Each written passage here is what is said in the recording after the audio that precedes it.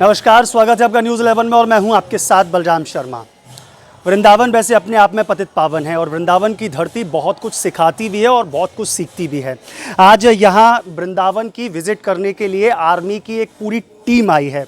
मैं अगर बटालियन भी कहूं तो भी गलत नहीं होगा, क्योंकि कर्नल साहब भी यहाँ हैं, सूबेदार साहब भी यहाँ हैं, तो पूरी टीम आई है। जनरल साहब और सूबेदार साहब दोनों ही यहाँ पर हैं, तो पूरी टीम यहाँ आज आई है, जो कि वृंदावन की जो स्थिति है, जैसे भौगोलिक स्थिति है, ज़मीन से जुड़ी हुई है, उसका इंस्पेक्शन कर रही है मंदिरों की दृष्टिकोण से।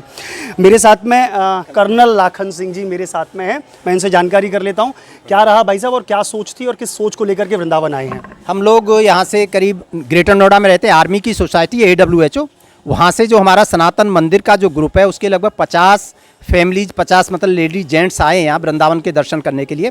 तो सबसे पहले हमने बिहारी जी के जो यहाँ के प्रतिष्ठित मंदिर है, जो जिसकी बहुत मान्यता है, बिहारी जी मंदिर के दर्शन किए। उसके बाद में राधा बल्लभ जी का जो मंदिर है उसमें, और उसके बाद पश्चात निधिवन के दर्शन और गोविंद राधा बल्लभ जी के राधा गोविंद जी के मंदिर के दर्शन करते हुए अभी हम एस्कॉन मंदिर आए हैं। तो लगभग ये विजिट पूरा हो गया है।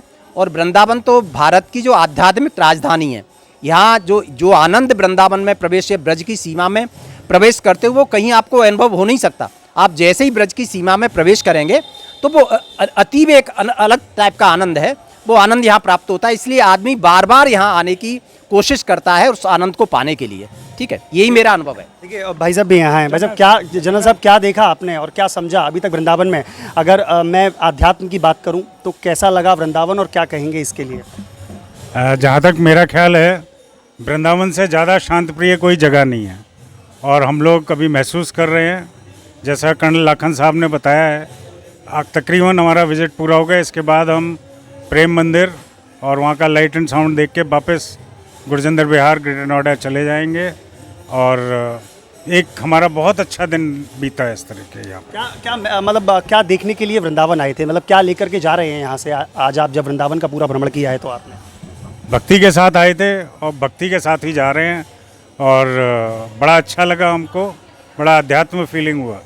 कर्नल साहब, अगर मैं यहाँ की बात करूँ, वृंदावन की बात करूँ, जिस तरीके से एक आर्मी में डिसिप्लिन होता है, आर्मी में एक पथ पर चलने की एक निष्ठा सिखाई जाती है, वृंदावन के लोगों से क्या दिखा कुछ ऐसा? देखिए रोड, अगर मैं आम जनता की बात करूं और एक आर्मी ऑफिसर की बात करूं या आर्मी के किसी भी व्यक्ति की बात करूं, तो उनमें कितना डिफरेंट दिखाई दिया? जहाँ तक वृंदावन का प्रश्न है तो बिल्कुल अगर स्पष्ट बात करनी हो तो वृंदावन का जो एक सीमित क्षेत्र है बहुत विकसित है। लेकिन वृंदावन में ही कुछ ऐसे स्थान हैं जहाँ से अब हम परिक्रमा मार्ग से आए, तो वो स्थान में बहुत डेवलपमेंट की ज़रूरत है। वो बिल्कुल गांवों की जो स्थिति है, स्वच्छता जैसे नहीं है वृंदावन में, तो कहना नहीं चाहिए, लेकिन क्यों हकीकत बतानी भी चाहिए। इस वजह से आपको बता रहा हूँ कि कुछ क्षेत्र वृंदावन के अभी बहुत पिछड़े हुए हैं। तो वहाँ भी सरकार से जो भी सामाजिक संगठन है वृंदावन की, जो भी इस कार्य क्षेत्र में काम करने वाले हैं, उनसे अनुरोध है कि बाकी के क्षेत्रों में भी ध्यान दिया जाए, क्योंकि वृंदावन एक संपूर्ण वृंदावन है। वृंदावन केवल कुछ 2-3 रोड तक ही सीमित नहीं है। वृंदावन तो पूरा ये ब्रज क्षेत्र पूरा वृंदावन है। तो वहाँ बहुत विकास की बहुत बड़ी आवश्यकता है अभी। विकास के साथ साथ में अगर मैं डिसिप्लिन की बात करूं, देखिए आपने देखा होगा, आप जब रोड पे जा रहे होंगे तो ई रिक्शा मनमानी तरीके से चला रहे हैं लोग, जहां मनमाने तरीके से गाड़ी लेकर के घुस रहे हैं, ना हेलमेट है ना कुछ है, अपने मनमाने से जहां गाड़ी खड़ी करनी है वहां गाड़ी खड़ी कर दी, अपने आराम से चले गए गाड़ी, वहां लोगों को परेशानी हो रही है। तो ऐसे में क्या अलग दिखता है एक आर्मी लाइफ और एक ये जनरेशन थोड़ी अलग दिखाई देती है? हाँ बिल्कुल, ये अलग दिखता है। कुछ मंदिर बहुत अच्छी व्यवस्था है, जैसे हम जिस मंदिर के प्रांगण में, एस्कॉन मंदिर के प्रांगण में खड़े हुए हैं, बहुत अच्छी व्यवस्था है। लेकिन जो बिहारी जी मंदिर, बाकी के जो मंदिर में, वहाँ भी व्यवस्था में सुधार करने की बहुत ज़रूरत है।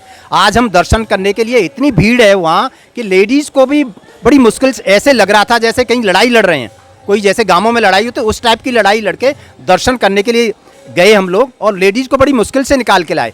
तो ये प्रशासन से कि उस व्यवस्था को ठीक करें। दूसरा, यहाँ के जो सामाजिक संगठन है, जो पंडा समाज है, अगर बिहारी जी का कॉरिडोर बनना है तो उसमें सभी लोगों ने सहयोग करना है। ये सरकार चाहती है, लेकिन यहाँ के स्थानीय लोग हैं उन्होंने भी उतना ही सहयोग करना है, क्योंकि केवल इस समाज को बदलना है, देश को बदलना है। केवल ये सरकार नहीं बदल सकती जब तक समाज का प्रत्येक व्यक्ति नहीं खड़ा होगा, उसकी इच्छा नहीं होगी, तब तक सरकार केवल कानून बना सकती है, लेकिन इम्प्लीमेंट करने में सब पूरे समाज का सहयोग चाहिए। बिल्कुल। और यहाँ एक महिला मंडल भी पूरा आया हुआ है, जो कि जो आर्मी मैन हैं उनकी धर्मपत्नियां हैं। क्या कहेंगे, कैसा लगा वृंदावन और वृंदावन का कल्चर? वृंदावन तो खैर अपने आप में एक अलग जगह है। यहाँ तो हर इंसान बार बार आना चाहेगा, लेकिन जो ठीक है, हम बहुत साल पहले भी वृंदावन हमेशा आते रहे हैं, तब में और अब में बहुत फ़र्क हुआ है। उससे पहले हम आसानी से दर्शन कर पाते थे, लेकिन अभी हम आसानी से दर्शन करना बहुत मुश्किल हो गया। इतनी लड़ाई लड़नी पड़ती है कि जैसे अपने आप को निकालना भारी पड़ जाता है मंदिरों से। तो अगर इसमें मैं देखें आप अगर समझें तो क्या स्थानीय जो प्रशासन है उसका इसमें दोष मानते हैं या फिर जो श्रद्धालुओं की एकदम से जनसंख्या बढ़ी है? बिल्कुल, इसमें दोनों बातें हैं। एक तो प्रशासन की भी कमी है और दूसरा जो श्रद्धालुओं की संख्या बढ़ी है कुछ सालों में, वो बहुत ज़्यादा बढ़ी है। मतलब आप देखिए कि हम पहले आते तो मंदिर में आसानी से दर्शन करते निकल जाते थे, लेकिन कुछ सालों में क्या हुआ है कि इतने श्रद्धालु हैं और सैटरडे संडे पहले बोलते थे कि सैटरडे संडे को ही हमेशा भीड़ रहती है, लेकिन मैं देखती हूँ शायद यहाँ सातों दिन उतनी ही भीड़ रहती है और दर्शन करना अब उतना आसान तो नहीं रह गया है। और खासकर शनिवार इतवार में वृंदावन से बाहर निकलना भी आसान नहीं रह गया है। लेकिन बिल्कुल जाम की स्थिति आपने देखी होगी, आप भी जूझे होंगे उस जाम से, क्योंकि वृंदावन बहुत ही ऐसी जाम वाली जगह हो चुकी है। क्या कहेंगे ऐसी व्यवस्था के लिए? क्या प्रशासन को सुधारना चाहिए और सुधार करनी चाहिए इसको? बिल्कुल, प्रशासन को सुधार करना चाहिए, जैसा कर्नल लाखन सिंह ने बताया, क्योंकि श्रद्धालुओं की संख्या बढ़ी है, मैं मानती हूँ इस बात को, लेकिन प्रशासन को उस हिसाब से ज़्यादा चुस्ती दिखानी पड़ेगी, ज़्यादा मैन पावर एम्प्लॉय करने पड़ेंगे ताकि जो है उसको अच्छे से व्यवस्थित किया जा सके। देखिए आप भी कुछ कहना चाहेंगे? हाँ जी, हम 98 में रहे थे मथुरा वृंदावन, आराम से आते जाते थे गाड़ी से, हर जगह पार्किंग पे गाड़ी लगाते थे। अब इतना मुश्किल हो गया है कि दर्शन करने मुश्किल हो गए हैं। अब आबादी बढ़ गई है, प्रशासन की कमी है या पब्लिक की कमी है या मैनेजमेंट की कमी है, ये नहीं समझ में आ रहा। और भी जगह हाँ बिल्कुल करना चाहिए, क्योंकि हम और भी जगह जाते थे और भी स्टेट में जाते हैं, सिस्टमेटिकल काम कर रहे हैं वहाँ, यहाँ कोई सिस्टम नहीं है, बस वो सुधारना है, खासतौर से बांके बिहारी मंदिर में। देखिए वह कहते हैं कि बांके बिहारी मंदिर में थोड़ा सा सिस्टमेटिक तरीके से कार्य हो तो ज़्यादा बेटर रहेगा। देखिए और भी लोग हैं, क्या कहेंगे और कैसा लगा वृंदावन और यहाँ की व्यवस्थाओं को लेकर के क्या कहना चाहेंगे? देखिए आप आर्मी मैन हैं, इतनी उम्र आपने बिता दी आर्मी में रहने के बाद में, तो वहाँ के डिसिप्लिन और यहाँ के डिसिप्लिन को लेकर के क्या महसूस हुआ आपको? देखिए मैं पहले यहाँ पर 82 में आया था, जब मैं यहाँ सर्विस कर रहा था बनकोर में, और उस टाइम से और आज टाइम में बहुत फ़र्क पड़ा है। आज की जो है श्रद्धालु ज़्यादा बढ़ गए हैं और बहुत डेवलपमेंट भी हुआ है। मैं ये नहीं कहूँगा, बहुत अच्छा डेवलपमेंट हुआ है और मैं प्रशासन से गुजारिश करूँगा कि इससे और भी अच्छा डेवलपमेंट करें। जैसे अभी हमारा हिंदू धर्म जो है ऑल ओवर द वर्ल्ड में जो है मोदी जी ने फैला रखा है, इस चीज़ को देखते हुए हमें अपना सिस्टम इम्प्रूव करना पड़ेगा। जो भी आदमी बाहर विदेश से इधर आए वो कुछ लेके जाए यहाँ से, और बांके बिहारी मंदिर में बहुत सिस्टम को एक डेवलप करने की बहुत ही ज़रूरी है। दूसरा मेरी एक रिक्वेस्ट है, लोकल प्रशासन को थोड़ा पब्लिक को जागरूक करें कि जितना कम हो सके हॉर्न बजाएं, बहुत डिस्टर्ब होता है।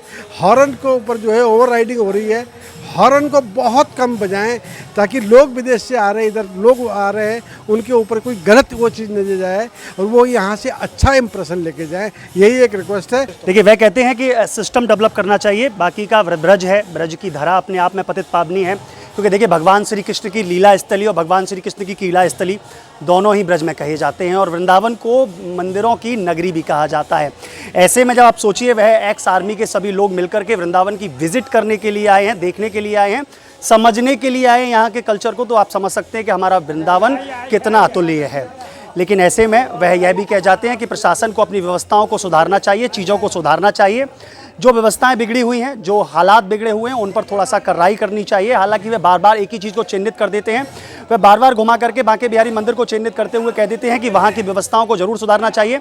हालांकि वह मंदिरों का हवाला भी देते हैं और कहते हैं कि देखिए जिस तरीके से सरणी में एक तरफ से जाने का और एक तरफ से आने का रास्ता है, इसी तरीके से अगर मंदिरों में भी यह व्यवस्था बने तो शायद व्यवस्थाएं सुधर सकती हैं। साथ में वह कहते हैं कि आर्मी की लाइफ में और ब्रज के कल्चर में ज़मीन आसमान का फ़र्क है। साथ ही वह राइडिंग के ऊपर भी कह देते हैं, अगर मैं जो कार राइडिंग करते हैं उन लोगों के लिए भी वह एक मैसेज दे देते हैं और कह देते हैं कि हॉर्न का प्रयोग सबसे ज़्यादा कम करें, जिससे कि जो प्रदूषण होता है, जो ध्वनि प्रदूषण होता है, वो ना फैले। ऐसी अन्य खबरों को देखने के लिए जुड़े रहिए न्यूज़ 11 के साथ में अपने सहयोगी हर्ष गोस्वामी के साथ मैं बलराम शर्मा, न्यूज़ 11 वृंदावन। जय हो।